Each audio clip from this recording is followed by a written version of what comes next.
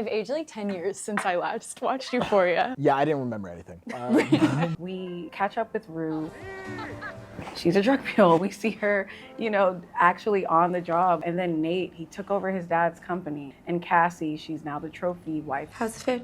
They still just feel like they haven't fully escaped from the high school versions of themselves. What did you think about Zendaya's clothes in the very opening scene? I mean, one of the first things you see is her black Converse. Did it seem like the rest of what she was wearing had changed as her character had? This is gonna be such a fashion nerd assessment, but she's wearing a jacket that is this patchwork. It's striped patches, and it's a very famous jacket that Hunter S. Thompson wore. I loved the way the jacket looked against the blue sky and the sand of the desert, where she's coming out of the car and she's like doing this death-defying feat. It was such a gonzo moment.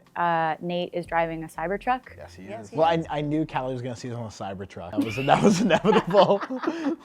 I don't know how he afforded it. The Cybertruck is true. Like the Cybertruck. Oh, you checked? Feels it's right. true? No, that feels right to me. But Jacob Elordi, who has a Bottega Veneta deal, is wearing Bottega Veneta in the entire first episode, at least. It was kind of striking. I'm like, I guess that development company is doing pretty darn well if we're supposed to believe that his like casual clothes are this. Well, the idea is that it's not doing well. It's not doing well. I know. He's up against the wall. I'm like, sir, go to the real. Sell some of these clothes. Yeah. Like, No, Nate has never been to the Real. Nate does not know what the Real is.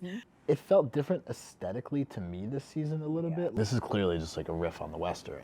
You're getting so much desert landscape, you're getting so much barren landscape, you're getting rattlesnakes. The Euphoria aesthetic made such a huge impact. Such an impact. Euphoria makeup, like glitter tears, eyeshadow. Yeah, it's now a Western. Yeah. I'm not really sure how it works. I'm completely on board with it. You're on board with it? I think if you're taking years-long gaps between seasons, cool, take a swerve. I don't mind. It's kind of a smart turn that you might think this is a show about like sex and drugs and like literally eyeshadow, but it's actually about the employment landscape for 21 to 26-year-olds. Totally. And I don't think these characters are becoming influencer managers and drug mules and tradwives because they feel like they have a lot of other awesome options. Sam Levinson, who created the show, he gets a lot of knocks for the disreality of the show in a lot of ways in the first couple seasons, but I think that feeling of young adulthood, I think he does still get that right. All right, what's one thing you guys think that the show is missing?